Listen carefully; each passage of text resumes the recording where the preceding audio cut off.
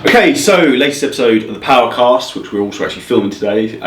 Pleasure we've got Dan, so thank you very much for coming along. So Dan Simmons is the latest coach to join CJ Coaching. He's got a really cool background, he's got a very different sort of set of skills and specialities compared to myself and some of the other coaches on the team. So today, the episode, we're just going to talk through a bit more about Dan, who he is, what he does, his background, which is really cool and inspiring, where he's come from, and we'll go from there. So I'll hand over to you, Dan. Give us a brief intro of a 1 minute synopsis, and then we'll go from there. Perfect. Yeah. Well, I'm Dan. I'm a one-to-one personal trainer. I'm a CrossFit coach. I specialise with people with injuries, mobility issues, fat loss, performance-related stuff as well, bits and pieces like that. I've got a pretty cool story about myself as well, coming from being hugely overweight to becoming where I am now, which is just I've got a perfect balance. So yeah. I think that's quite an interesting background, obviously, from you being overweight, because I had the same thing when I was younger, and I've always struggled with that in the back of my head a lot, which then can also create poor relationships with food. So definitely, where were you in terms of being overweight when you were younger? Well, I mean, I've been training for 13 years, so ever since I was 17 years old, it's always been fitness has always been part of me, and what I've done with it has been, I don't know, up and down. I've started isolation stuff and things like this, but I've never. Nutrition was never big. I used to be a heating engineer for 10 years, so CAF every single day, 5 cans of Coke every single day as well. So full fat Coke? Oh yeah, definitely full fat Coke, yeah, why would you ever go anywhere else? But I was always training every single day, going to the gym in my work clothes, but the nutrition just wasn't there, and kept on taking its toll basically. So over a period of, I'd say, for about 6 years now, 6 years ago when I lost all the weight, it was just spiraling out of control basically. And there's a few fat shaming photos lurking about which we can dig up at some point. But for me it was just a kick up the backside from someone indoors to sort of say, actually sort yourself out and never look back. And I want to tell the story because I think that people can relate to it a lot, and the wish that I did was I started it sooner. I wish I'd done it a lot sooner. I think everyone could sort of say the same. What was for you obviously, you wish you started sooner. What do you think was the trigger point for you? Was I need to fucking get control of this? Yeah, obviously the wife now is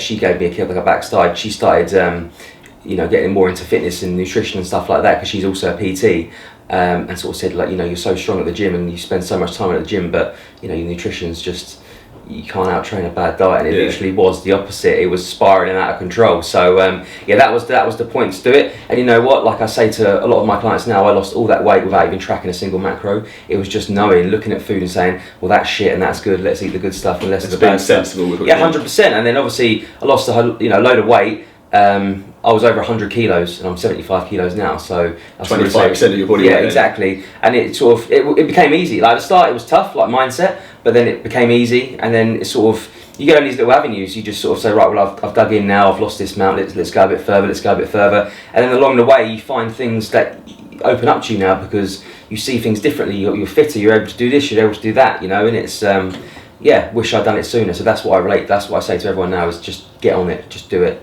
Take action. Why?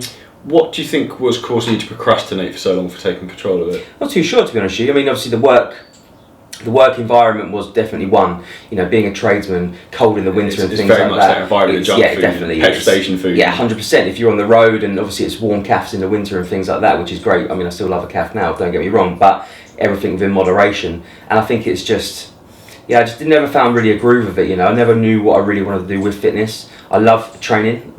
I love training. There's never been a day where I don't want to train. I always want to train, but I never really had a goal with it, and sort of was just ticking over week by week, month by month, and obviously I was getting stronger, but actually the weight was going on at the same time as well, so it was a bit of it was counterproductive. I think it's a slippery slope. That I think what you already said in terms of people, it loses control. You don't realise. You look back now and you look at photos, and you're like, whoa, I was that big, shit. That's pretty bad. And there's not issues now, but there's problems that's happened with food. For example, now I need to put on a bit more muscle and a bit more size, but I'm scared of putting on weight. If you know what I mean. There's this category of this how much I weigh now is what I want to weigh, and I don't want to get any heavier and I don't want to get any lighter. So it's a bit of a mind fuck that I want to I've got to put on a little bit at some point to progress. And that is a very, very difficult quandary, and I have exactly the same challenges, in particular sometimes with the the pressures of sometimes the social media stuff like that. People are too afraid to get away from where they are. Like you have to be realistic with, and I have this lot of clients who are trying to put on, like if they want to put on a lot of muscle mass, like realistically you're not going to stay shredded and put on 5 kilos of muscle. Definitely, you got to accept it, and you know what do you want from it? Yeah. Like, what's the end goal? Yeah, what's the end goal? Like, you know, if you want to step on stage, and you got to take a different approach. But I consider myself as sort of like an average guy. Yeah. And that's where I relate to a lot of my clients. Is that I'm not this, you know, bodybuilder. I'm not, you know, the best CrossFitter in the world, but actually I'm just an average person, which a lot of people can relate to. Yeah. And it's like, well, actually, you can be average, you can be pretty good, and you can thrive and have goals and achieve them. You know, like I do compete in CrossFit, not at the highest level, but for me, I'm always trying to better myself, and it's like mini goals like that I think people don't just want to.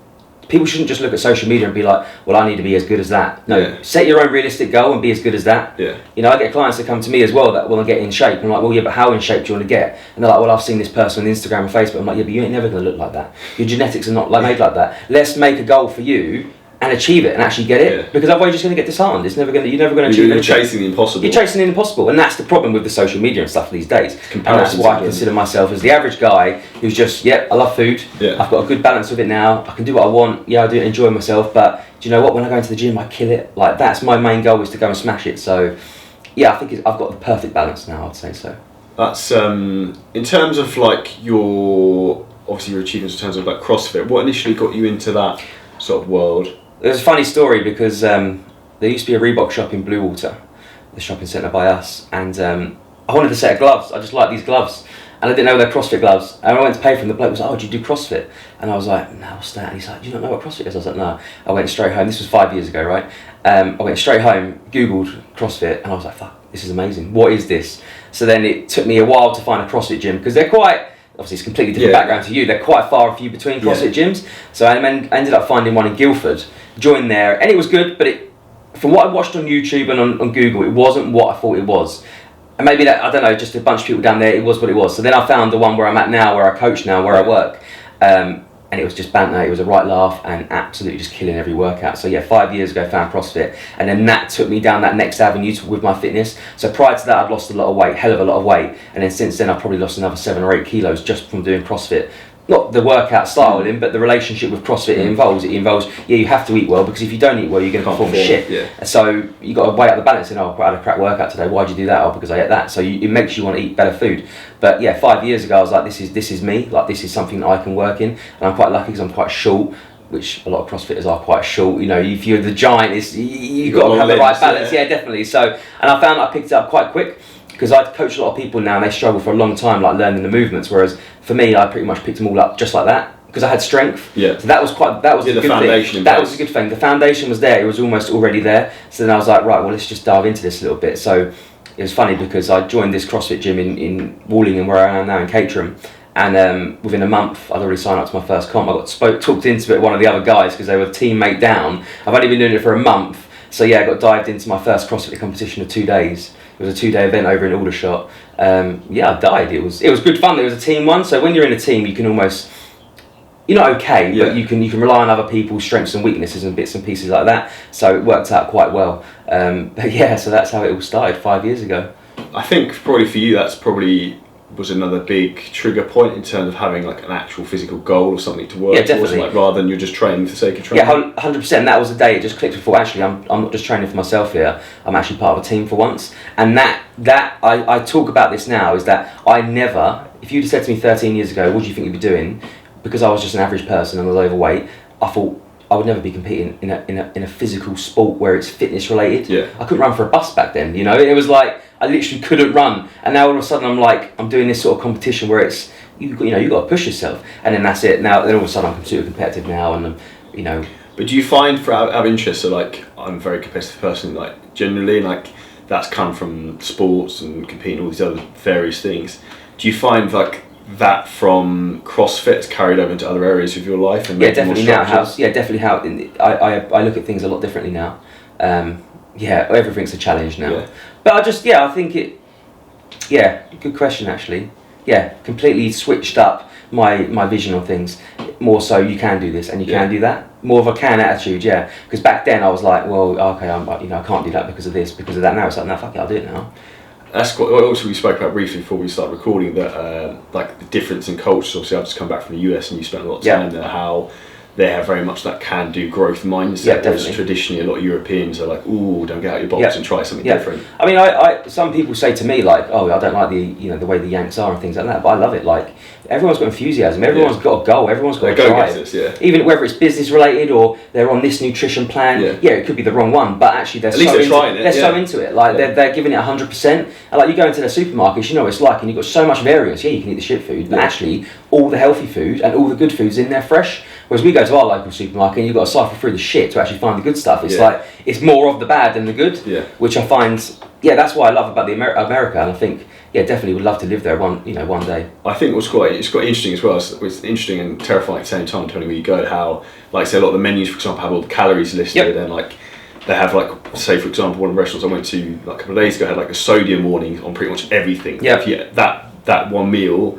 or whatever you're ordering has more than your entire day's allowance of sodium for the day, and like you suddenly realise how much processed shit there is in some of the food when it's actually labelled on the menu. This is the thing as well though, you've got all these labels on foods, but I don't think the government in this country is doing enough to tell people what they mean. Well, a lot of it's a bit of a con anyway, because they put like the stupid traffic light system, whatever it's called, and they do it like per serving, but they'll say like, I don't know, like something is per serving, but they'll make it actually like a quarter of it. So say for example, you buy steak and kidney pie from M&S, which one person probably eat the whole thing. Of course. They'll say they'll say a serving is like half or quarter of it, and that's what the calories and the fat they'll advertise is, but it's completely misleading. It's deceiving. But then also you get a steak which is high in fat in a red traffic light system. So someone who's uneducated will look at that and think, oh, that's bad. I can't eat that. Well, why is that bad for you? Like, there's not enough.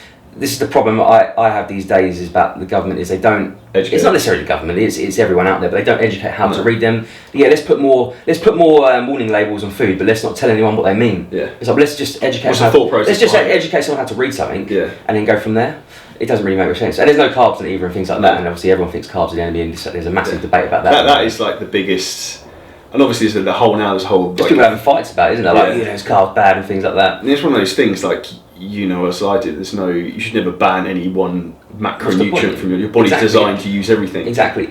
People use them differently, but then that should be down to you to find out what you work best from. How your genetics. But we live in a day and age of extremes. Everyone's saying, let's do this, let's do that, let's do this, let's do that. And that's what I find fascinating, even like particularly now obviously January, so it's crap about like veganuary and like what's the point? Dry January. It's like, what is the point of doing an entire month of taking something away from your diet or your lifestyle just to resume it again from February anyway? It's pointless. Exactly. So the dry January, for what I don't drink alcohol, so I'm fine. It doesn't bother me at all. I try everyone. For me, I hear a lot of people do it, and a few of my clients are doing it, and they feel amazing from it. But then I say to them, well, does that not make you want to not drink alcohol? And they're like, oh no, on February the 1st I'm going out on the piss. I'm like, well, what's the point in doing it then? I just don't understand. Yeah, everything is it needs to be just scaled down a bit, and we live in extremes. Everything's extreme. If you're going out, you don't have to have 100, you can just have one. Yeah. People used to, funny said that, because people used to look at me funny, say funny things to me years ago when I was, I had 2 gym memberships at the time. They're like, oh my God, you're paying so much for a gym membership. I'm like, yeah. So would you go out on the weekend drinking? Yeah, Friday, Saturday. Well, how much do you spend? 200-300 quid. I said, well, it's less than my gym monthly membership. By a third. Oh yeah, you think about that. It's like, well, yeah, that's just my thing, And people say to me, like, my wife's quite into fitness as well. They say, all you do is eat, sleep, and drink fitness. You say, well, that's just our thing. Like, what's wrong with trying to want to live longer? That's all. That's ultimately what I want to do, right? I want to live longer, and I want to have some fun along the way. So people just wind me up. But the people who often will put people down for doing something like that, or being like fitness is their thing. They're the ones that can't actually do it because they're envious that they know they can't do it. Yeah, they can't do it. They haven't got the mindset for it. Yeah, they're either addicted to the wrong things in life, 100%. or and that's like, I don't know if you've probably seen it as well in the past, where say for example if you've got a couple, and I get it all the time with clients, like the guy will make shit tons of progress, lose loads of weight, look incredible. And then his missus will start giving him grief about it because she feels inferior because he suddenly improved his life so much. You shouldn't look at it that way. You should look. I look at everyone. I want everyone to do well. Yeah. I want everyone around me to thrive. You lift those around you. Yeah, 100%. And I just think that's something needs to be talked about in that relationship. If that's the issue, something needs to be spoken about in that relationship. I'm not a relationship. There's an underlying issue. But there is an underlying issue there. If someone's got trust issues and things like that, that's something that needs to go a little bit deeper than him trying to get fit and you trying to not get a fit. me and Jay both do it together. Like we love it, and it's you've got to find that balance. And it's funny that people get envious about it though. But it's common. Like I see it all the time. And it's the same. Like. But then what happens is that also that sometimes triggers that person to stop doing it. Yeah, it sabotages it, and then they have this constant up and down of getting on it and then getting back on it, and it's yo-yo diet. And the missus is putting like a dominoes in front of them and trying to like set up. And it's the other way around though as well. Yeah. The other guys are just 100%. Yeah. To be fair, I think guys maybe even worse. To be fair, I don't know. It's a funny one, but I agree with you that I think there's definitely a lot more underlying issues within relationships if that sort of thing's going on, but it's the same thing you see part and parcel over and again. It's just human behavior. I train quite a few couples. I've got 4 or 5 couples that I train together. Yeah. And you know what? Actually, PTing them together has brought their relationship closer together because they're like a unified goal. Yeah, they're finding something that they've never endured before together. They've never trained together. They're seeing one another push each other. They're seeing them both get results. Like, this is amazing. Like, our relationship has gone to the next level from having one-to-one PT. So it works both ways. It's really good. It's quite nice, actually. It's I think not enough couples necessarily train together. I don't think all couples would do it because they'd probably kill each other. No, definitely. Like me and Charlotte wouldn't work. I think that more. So me and Jay work for the opposite reason. You would kill each other because you wouldn't get on doing it, whereas me and Jay kill each other because we push each other too much. She starts trying to battle me. That's what she tries to do. She tries to, I'm going to do more than you, and then she starts to outrun me because she started doing a bit of CrossFit now as well. She starts trying to outrun me, and I'm like, whoa, this isn't happening now. Then they get the competitive. Well, that's what you need though. It's definitely. It's a good competitive nature to have within a relationship. Yeah, definitely. With obviously like you and Jade, for example, obviously work together, train together a lot. Do you have any tips for anyone within that scenario in terms of making it work? Obviously, you guys make it work supremely well. Yeah, I think we do. I mean, both having it as a job, we both got our sort of niches that we work with. It can be tricky at times, but you've got to find that balance. That she taps into certain people's minds a little bit different to me because she's a woman. She can tap into women's, but I can also work with women as well. So sometimes it's nice to have my approach. What tips can I give? Not too sure actually. Like, would you say that communication's a big point? Yeah, communication definitely. Like, if you've got like a goal, for example, I think probably like say for example, I find a lot of time like clients when they're doing a diet or whatever reason, like the first thing I say to them is explain to everyone like around you why you're doing this, so then they'll support you, so they understand the why behind it. Then they'll be a lot more supportive. Yeah, definitely. Less of the sabotage. Yeah, definitely. You need to do that. You need to explain to people like, this is what I'm doing, this is why I'm doing it. And actually, that's something that me and Jade do working well together. Is that if she's having a little bit of trouble with certain clients, she can say to me, "Oh, what do you reckon you should do in that situation?" Then all of a sudden, I can say, "Try this, try that." Yeah. And it's my approach might be slightly different to hers, and all of a sudden, she's tapped into something, and that person's got results. Then, but yeah, definitely, everyone needs to be on board when you're about to start something. Definitely. And I think that's definitely was an interesting point there as well. To be fair, it's about sharing knowledge, and that's again like why I bring you. That's the thing. That's the thing we do. That's the thing me and Jay do most. And the more knowledge you have across like a team of people, definitely, the more different inputs you have. So, for example, if I've got a client struggling with something, or you've got a client struggling with something, we can ask each other and get different people's inputs in terms of, is there anything we haven't thought of that might solve the problem? And that's the thing as well about being a coach and being a trainer is that I don't know everything. No, and you've got to be open-minded to that. 100%. Like, no one knows everything is possible. If someone goes in there and says, "I know everything," then you know nothing. You know nothing. Basically, you need to pull on some people sometimes during your life to say, "Actually, can you help me out with this?" Or what do you think of this? Like, I can pick your brains now, which is quite cool being on board, and you can pick my brains, which is quite nice. But for me, for the past sort of 3-4 years, just been me and Jay picking each other's brains, which was quite good. But yeah, definitely being open to actually somebody could know more than you, or someone might have a better approach. Yeah, and everyone has their own speciality niches. Like, my knowledge of CrossFit is like zero. There's very, very little. Well, we're going to do a CrossFit workout one day. So I also said to you, Holly, who's obviously one of the other coaches, is big into CrossFit. I've never done a CrossFit workout, and neither's Mike. So like, my goal is basically just destroy Mike and then beat him, and then my goal is to destroy all of you. So I reckon I'll be right in the strength stuff. It's my anaerobic threshold, like aerobically, is about a minute, and then I'm done. Oh, okay. All right. I'll make sure I plan it longer than a minute then. Yeah, I've got like I think the Weybridge indoor rowing competition like 3 years in a row on the row for under a minute. I want to go over a minute, I die and then crash, but anything under a minute. Yeah, no, it's good. I mean, that's one aspect of the CrossFit that I like and especially coaching people, is seeing them progress, is because they can come in there and do nothing, and all of a sudden in 3 months' time they can progress.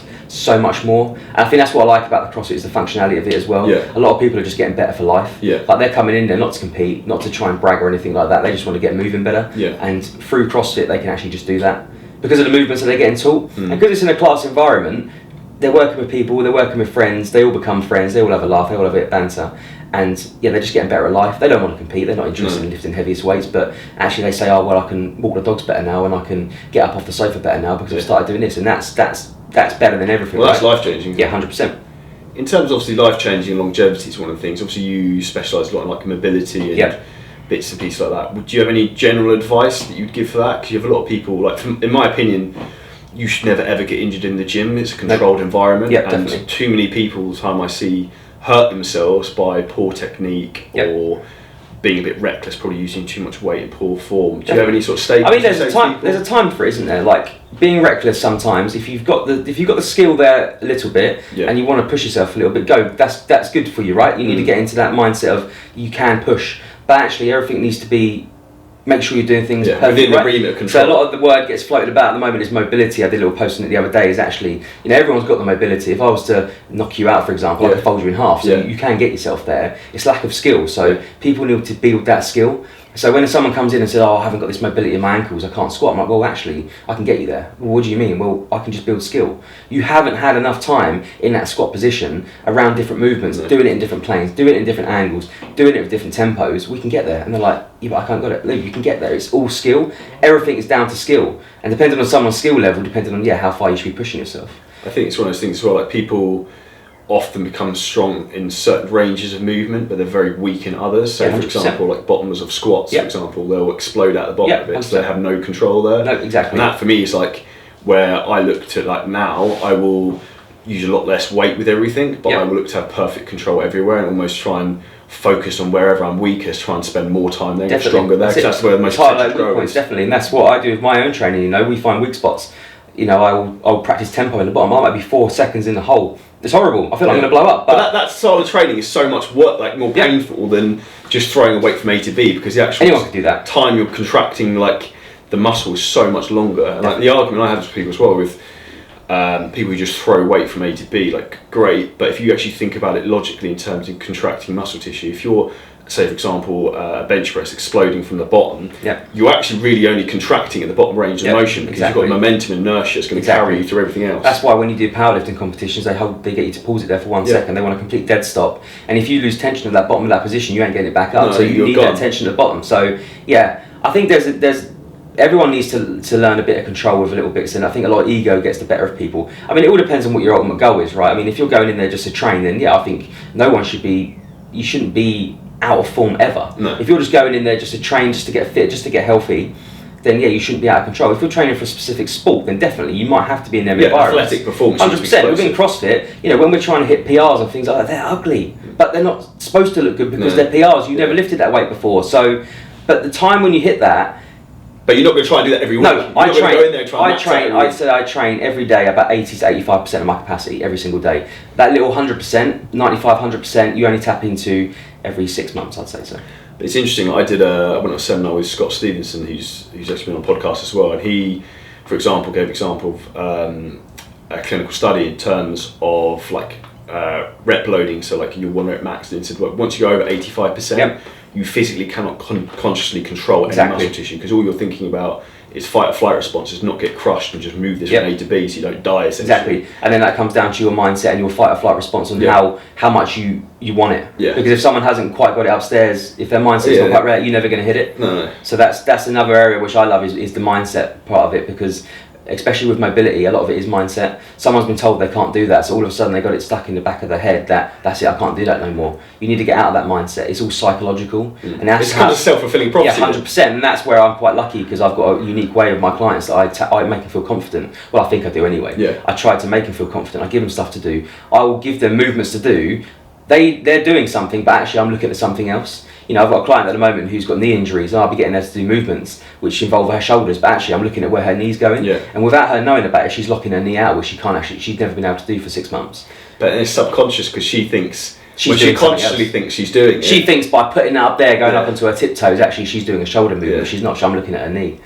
And people go, oh, what are you doing there then? I was, well, looking at something else. And that's just techniques I've learned, because I want to go down that avenue. I want to help people, I think that's that's ultimately what I'm in this job for. I want to help as many people as I can. And again, that's where it comes to like longevity, and I think knowing from experience how, I don't know, manipulate's the right word, but how to almost like play people against themselves, because human nature is people will believe something because they're told something from a GP, physio, or whatever, that you shouldn't lift weights, you shouldn't do X, Y, Z, and then they'll take it as gospel. When like 99% of the time, that's complete BS. Like if you want to do something, you can do it, but you just need to find a way to do it. 100%. I mean, that's what a lot of people say out there: when you're injured, don't do nothing. Rest. What's rest going to do? That's the most retarded thing I've ever heard. Just keep moving, but move differently. But almost like if you're injured and then you rest, the mental frustration from that alone will cause so much more detriment than anything. Because any gains that you have made are just going to go as well at the same time. So when you come back to it, all of a sudden you're starting from square one again. I just don't see the point in that at all. And even like for that's probably the most common advice that's given with any injury, and like scientifically it's proven. For example, if you had, say, like torn ligaments, say, on your left knee, if you went and trained your right leg, it actually prevents muscle atrophy on the left leg from signaling through your nervous system. But like your normal NHS, for example, physio is not going to tell you that, because they're not allowed to, even if they did have the knowledge, because they're kept within their remit of like, it's where everything's a bit one-sided, isn't it? But I think in this day and age, everyone is trying to look outside the box a little bit. People are not scared of recruiting their own physios. No. And now that's why all of a sudden, we've got a physio that we work with, and he's, to the point, like, do this, do that. And he does encourage us to rest a little bit more than what we should, but do I listen to it? 50-50. But then actually, like, you are the master of your own body, know your own feedback better than anyone else. 100%. And that's what a lot of people need to understand as well. They need to understand their body. They shouldn't compare themselves to others and think, well, he can do 100 reps, well, I can only do 50. Like, no. Go within your own means, like don't try and push yourself too much. That's where injury normally happens, is when people try to go beyond something that they got lack of skill in, basically. And it's funny, have you ever had any serious injuries? No, I get a bit of tendonitis every now and then. Yeah. I tore the ligaments in my foot once at work. That wasn't anything fitness related, but no, generally I stayed pretty healthy. I'm quite lucky, touch wood, because I'm pretty injury free, to be fair. How about you? I had a few from rugby when I was younger. The only gym related one I had, which always sticks in my memory, is I tore my hamstring on a hamstring curl, and I remember warming up and I was doing like single leg hamstring curls, and I remember thinking, oh, this feels a bit off. And I literally remember thinking, oh, fuck it, just do it. And like, then it just literally went off like a shotgun. Yeah. And it was literally like I could have cried if fucking like couldn't walk, and I had to sit in an ice bath every day for about 2 weeks. So what did you do, rehab it? How did you do that? Literally, like in terms of rehabbing that, was literally I got deep tissue on it, acupuncture, ice bath. The ice bath was the biggest game changer, just getting inflammation out of it. It's funny because research shows that ice bathing doesn't actually do nothing, it's all psychological. But then I quite like that, because actually psychologically, if it makes you feel better, do it. Like, do you know what I mean? Like, there's a lot of things, studies out there now that say, oh, don't do this and don't do that, because it's proven not to do anything. But actually, if that means that you can have a better workout because you do X, Y, and Z before you train, then do it. I'm one of those things, like, I take all research sometimes with a pinch of salt, because I'm a big fan of anecdotal evidence of 100%. You need to find out who's funding that research to start. Because there's always an agenda. Of course there is. There's always someone that wants to prove something wrong, or to sell yourself. Yeah, 100%. So that's why I look at things and be like, like foam rolling. Okay, sometimes it's not proven to do much, but you know what? If you feel better before it, if you like do it. Do it. Like that's what it should be. Like, if it feels better for you, then do it. Not try it. Yeah, exactly. Try it. 100%. Try it. The other thing I say in terms of like coming back from the injury, I remember, which a lot of people struggle with injuries, coming back from it, was trying to get back into training legs again. I remember it just felt bizarre, but I remember literally all I did was go onto leg press, start on the machine, no weight, just like a normal sled, and I was like, okay, that's fine. It feels a bit funny, not funny, but felt tight. Yeah, it was fine. Put a 20 plate on, I did 10 reps, fine. Put another 20 plate on, just keep going up until like it started to work a bit, and then almost from doing that, like, and getting to fire again, it managed to get the tension to drop out. I got the range of motion back into the muscle, which I think a lot of people are too afraid to necessarily go back in and train something. 100%. And my approach is always like, go back in, start something like as light as possible. That doesn't hurt. Okay, add a little bit of weight. That doesn't hurt. Add a little bit more, and then go to the point where you're doing like you're training at 60 to 70%, so you can feel it working within reason. Definitely. And then call it a day from there, and then come back next week and try and go a little 100%. bit more. And then what I would say there is 6 weeks down the line when it doesn't, it's not bothering you anymore, forget about it. You will just naturally forget about it. It just happens. But that's what a lot of people do now, is I get a lot of people, I've had this injury. Oh, has it give you any grief recently? Oh no, not for about 2 years. Well, then why talk about it? You haven't got an injury no more then. That's what people do. They're like, oh no, I've got it's in your brain. Yeah, exactly. And that's what the psychological scarring. Definitely, yeah. So people need to break down them barriers. That I'm a big believer in. If I ever get injured, if I have a niggle in my tennis elbow, for example, a bit of tendonitis. So in terms of your tendonitis issues with like your elbows, anything in particular trigger that? Squats. If I hold a lot of tension in the squat. Like from an overhead squat? No, not overhead squat. Actually, normal just barbell back squat. Yeah. If I hold my back position, I'll create this tension right here, and I know when Do you consciously try and pull the bar down to you when you're doing that? Yeah. Yeah. Engage the lats, pull the bar down. I wear wrist straps to help with it now because I get a lot of tension in my wrist as well. But yeah, I just create that tension there. Do you know, it hasn't actually given me any grief for a long time at the moment, but it has done before. Yeah, when I needed to get better at squats, and I did a lot of squatting, and it just created a bit of aggravation there. But it's actually all right now. So I think you can out-train something. The more you need to learn what's triggering it. So I knew that the tension. It's normally a movement pattern that's off. Yeah, 100%. Or a tightness somewhere else. Yeah, I was changing positions with hands and things like that, and I was finding that was helping.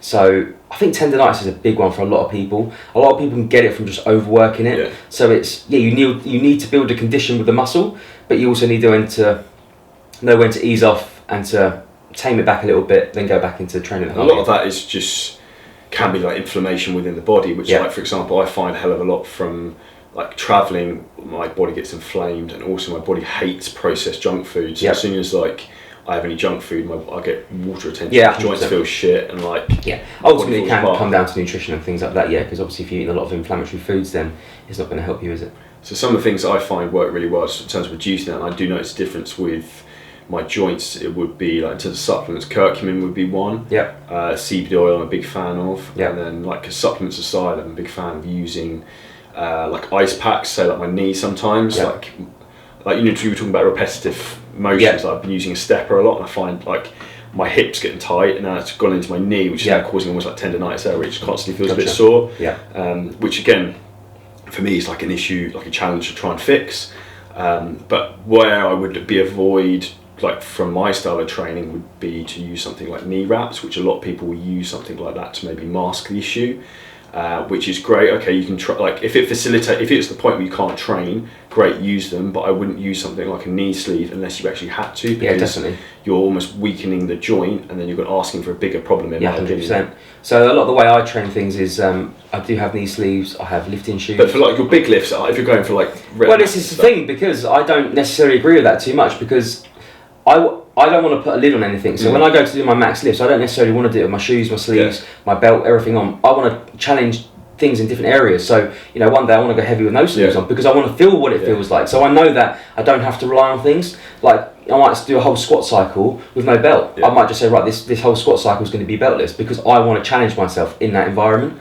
It's funny you say that, because I've started trying to do a lot more training almost that style, trying not to use my weightlifting belt as much, and trying to focus, say, a lot more on like actually like contracting through my core and using my diaphragm, creating your own belt, creating my anchor within, so I'm not subconsciously like because a lot of people rely on that belt too much. They feel like they put their belt on, they can push against it, and all of a sudden they've created that core, that tension. Great, but can you do that without the belt? Yeah, definitely. That's 100% why I do it, because I think in a workout environment, I might not be able to put my belt on. I might have to be doing other movements, whereas that belt could be uncomfortable. So I need to know that actually I can do it without having to rely on things. I like them there. I like the assist. I like the aids. They're great. And when sometimes you want to do time and place. Yeah, 100%. But that's what a lot of people do. They're like, got all these wraps, got all this belt, all the gear. Definitely. Like honestly, I can just. Yeah, you need to. I believe in challenging yourself, different variation as much as you can. Sometimes with your shoes on, sometimes with your sleeves on, sometimes with nothing, sometimes bare feet. It's almost like feeling the variables, so you can understand how that feels. Yeah, because you know that you could do a squat, for example, and you think, well, actually, I felt a bit better in that position because I didn't have that on, and these shoes are on. I was doing it barefoot, and I could really feel the floor with my feet, doing that, and actually thinking about spreading your knees out as you're coming up out that squat. Oh, I never felt that before. Well, yeah, that's what you should be trying then. That's what you should be working on. I think too many people get married to the idea of like, you need to have sleeves, you need to do all this stuff, whereas I think if that works... Do you know the real honesty? The only reason I wear my sleeves is when I do walking lunges, and it hurts my knee to bash it on the floor. That'd be the only reason. That's not a bad shout, to be fair. Yeah, because when if I have to do a WOD environment and I have to do a WOD, I will bash my knee off that floor, and I don't want to bugger it up. So that's the only reason I really wear my sleeves. Your knee, to be fair, when it's in that bent position, is so vulnerable in terms of the tissue that's opened up. Exactly. So that's one of the only that's only one of these scenarios where I wear my sleeves. In terms of recovery from your workouts and like say with CrossFit stuff, quite aggressive. Do you have any particular methods you use personally, or anything different? Eat well. Eat the quality of food is definitely a big factor. If you eat shit, you're going to feel like shit. So I make a big implement now of making sure I'm fueling myself with the best food I can find, whether that be going to the butchers, trying to find the best fruit and vegetables. I don't eat much fruit, to be fair. Vegetables, a lot of anti-inflammatory foods and things like that. I take omegas, turmeric, multivitamins. I think just the quality of it and making sure you're getting enough. It depends what you want to get out of your results. If you want to drop a bit of body fat doing CrossFit, then you need to be eating slightly less food, but you need to sometimes eat enough to fuel your workout. Because some of them workouts are brutal. You can come away from it feeling absolutely fine, but in 6 hours time you could be you could be battered. But you'll know as well as I do, like what I find amazing is with say like a new client comes to you and then you put them on a diet, they're like, shit, I can't eat this much food, it's so much more, like more than I'm eating before, but it might be in terms of volume of food, but in terms of calories it probably isn't, because you're not eating this like processed because a lot of people are eating convenient stuff, aren't they? That's super high in fat. Yeah, of course it is. It's just high in everything basically. There's no goodness in it whatsoever. Then all of a sudden you give them a load of volume and they can't eat it, which is good and bad in a way, because one, they're filled up, but two, sometimes they're like, well, I can't get it all in. So actually it works both ways, doesn't it? Because they want to lose weight, they're actually going to lose weight because they're eating less food, but they're actually eating more food than they ever have. In volume. And that's why I get a lot of my nutrition clients is like, oh my god, there's so much food. Well, yeah, great. That's a good thing, right? Yeah. Why are you moaning? Yeah. Definitely, yeah. Nutrition is a huge thing within CrossFit, within everything, and I'm massive on it at the moment. From definitely a health point of view, people just need to get healthier. People want to do a diet because they want to lose weight. Yeah, but actually, do you want to feel healthy? What they need to think about is why do you want to lose weight? Exactly. What's the goal? Do you want to be more confident? Do you want to what is the actual reason you want to lose weight? That's what you need to. That's why when I do something, I sort of why so, and I ask them why. What's your goal? Okay, well, why is that your goal? Okay, well, I'll ask them again, and then so what if you don't get that goal? And then you sort of tap in again. So what happens if you don't get that goal that you did want? And then you sort of actually get down to the underlying issue of why they actually want to lose weight. And you know what it is? Sometimes it's like, well, actually, I've got grandchildren, I want to play with them. Well, there we go then. You don't just want to lose weight. You actually want to be able to run around in the garden. Yeah, 100%. Therefore, we need to fuel your performance in the gym so you can actually train properly. Exactly. So it's rather than starve weight. A lot of people don't actually know their goals. No. They say they want this. You can get that out of them, but it's definitely. And it's I often get the approach of so say for example that approach. So there you've got a client for example who wants to be fitter and more active to run around with their grandkids. In that respect, so what will happen in terms of them starting to train again? They're going to end up adding muscle tissue as well as losing body fat. So necessarily the scales might not necessarily be dropping. That's really why I hate people weighing themselves. And then people then start freaking out I'm not losing weight. And it's my really blunt response normally is, this isn't Weight Watchers. I don't really give a shit what you weigh. Exactly. Respectfully, it's about how you feel, and how you look. If you're a bigger person and you've got weight to lose, the scales are going to be a measurable number, right? You're going to see weight change. But I have some people come to me, I haven't lost weight this week. How do you look in the mirror? Oh fuck, I look amazing. Why are we having this conversation? What's the problem then? Yeah. How do you feel? Great. How do you feel? Yeah, okay, so what's your performance like? Yeah, it's amazing at the moment. So we're winning, aren't we? Yeah. Oh yeah, but I haven't lost that £1. So just get rid of that. But £1, in water retention, food. Listen, you could gain it. You could gain and drop £5 in a day easily. I'm going for a run. Let's drop £5 right now if you're sweating enough. I can also go and eat £5 of food quite simply right now because I'm a greedy bugger. But there we go. And that's why I think people sometimes they freak out too much about weight and focus too much on that sometimes. When it's it's a variable you need to be aware of, but that's not the only. Your body is very good at self-regulating itself. Yeah. If you fuel your body and you give your body the right stuff, it will regulate itself. People are scared of eating fats and things like that, but actually, if you've got the right balance of the right fats, you're not going to gain fat. At all. Nothing's going to get stored. No. If you're eating refined sugars and processed foods and things like that, if high fat, high carb, your body don't know how to digest that. Yeah. Your body cannot digest it. That's the problem. When it cannot digest it, that's when it goes into storage. But if you're eating a bit, if you're going into a workout, sometimes a tough CrossFit environment, and have a bit of sugar beforehand, that's probably quite a good thing. But you don't necessarily need it after, and all the rest of the day. Do you know what I mean? It's about the. And that's my approach with clients in general in terms of diet. So one-to-one clients in Serenity, it's like a nutrient timing approach. So I'll always push carbohydrates around when they're training, because 100%. If you're taking carbohydrates in constantly, your pancreas is constantly secreting insulin, which cannot is ultimately going to make your body not responsive to foods when you actually need to use them. You want your body to be responsive at the right time. Yeah. And the time you need it is to go and crush that workout, because you're going to feel amazing when you do that workout. Once you finish that workout, replenish them a little bit, but you can fuel yourself with much more other stuff than that. Your body can survive on fats and proteins, it's fantastic. Your body can do so many things. And that's why I find a lot of people, for example, in a conventional job or work 9 to 5, train in the evenings, they'll want to have carbohydrates for breakfast. Now, for me, that generally is not an optimal time to have them, because if you're working in an office job, you eat a ton of carbohydrates, you then go and sit at a desk. Cognitively, like mentally, it'll make you feel like shit and lethargic. And also, your body's not going to utilise or need any carbohydrates. Because you've eaten them carbs, your body automatically is going to think, well, where's the workout? Where's the stimulus? And then you don't give it, and then all of a sudden, I'm just going to feel sluggish now. I tell you what, let's eat fats in the morning, some proteins in the morning, or whatever. It will help your mental performance. 100%, and you'll be in a flow state. You'll be able to flow throughout the day, and then come the evening, PM, when you're about to work out, crush them carbs, go in there, kill the workout, then go home, rest and recover. I think that is probably the biggest learning curve I'd say most people probably take on board, is when they are aware of how much difference fueling nutrients to fueling their body to the correct time of day to what they're actually doing makes all the world difference. That's the balance they need to find. They need to fuel for what they're actually doing. If you're at a desk job all day, you don't need as much fuel during that day. Whereas someone who's on the building site, for example, is probably going to need a bit more food. It's even like, say for example, when I was in New York this week, like my step count generally at home is pretty low, but like out there I was doing like 30,000 steps a day. So like I can get away with eating probably another 2,000 calories a day. It doesn't make any difference, because my body is just going to turn that over. That's the biggest thing I get with people when I do their nutrition for them is how they feel. I want them to feel better. So when I write them, write their nutrition for them, they're like, oh right. I said, well, how do you feel? Oh God, I feel amazing. There we go, we're winning. Just like, simple little things. How's your sleep? Oh, my sleep's amazing now. Just like, winning at life. It's amazing how much nutrition can make an impact on someone, more than just trying to lose body fat. Interesting to talk about sleep. So one of the big things I've learned with nutrition and sleep, for example, is not eating a massive meal before bed, or something that's really, like obviously really high sugar or any junk food. Being in New York, I've had that a little bit the last few days, and like interesting looking at my like Aura ring, which tracks my heart rate and sleep.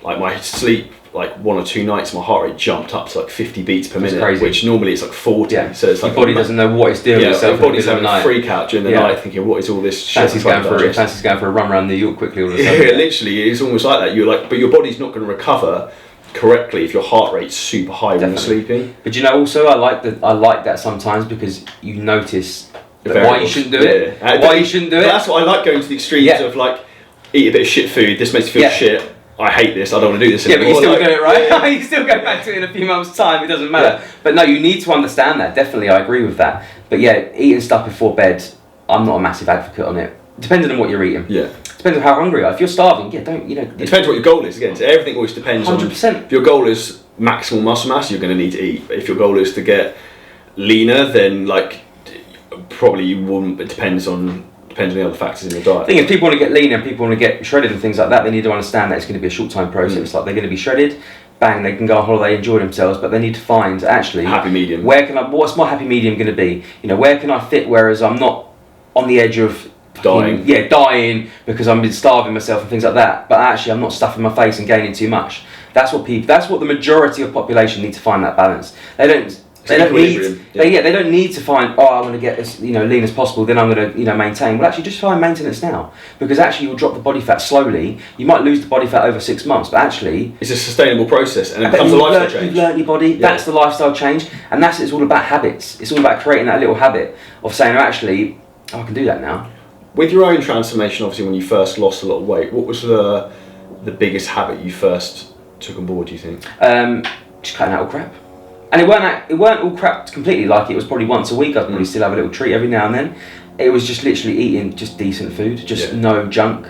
And the weight just started. Whoa! I was like, oh, shit, I've lost loads. But don't you find it amazing how your body utilises different foods? So, say for example, like I will generally let myself go out at the weekend and have one meal of whatever I want. I will make sure it's like Lebanese food, Turkish food, or like something that's actually got like decent protein, decent carbohydrates, rather than Domino's and Ben & Jerry's, because I know like that food isn't nothing's going to happen to that. I'm a bit funny now, like when I go out, because I want to make sure that the place I go to actually has good quality food.